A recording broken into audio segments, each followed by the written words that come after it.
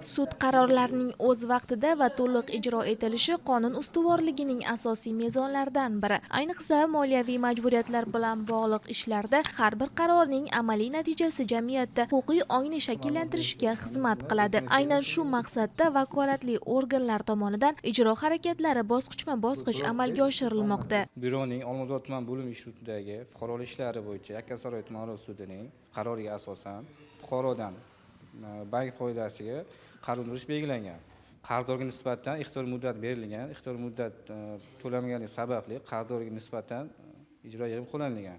Qarzdorga tegishli bo'lgan avtotransport vositasi qidiruvda bo'lgani sababli qarzdor avtotransport vositasini ko'chada harakatlanmagani aniqlangan va ijro harakatlari davomida avtotransport vositasi aniqlanib jarayon maydonchasiga joylashtirilgan. Muxtasar aytganda, har bir qarzdor belgilangan majburiyatlarni o'z vaqtida bajarishi orqali nafaqat huquqiy muammolarning oldini oladi, balki jamiyatda qonuniylik muhitini mustahkamlashga ham hissa qo'shadi. Bu esa davlat moliya muassasalari va fuqarolar o'rtasidagi ishonchni yanada kuchaytiradi.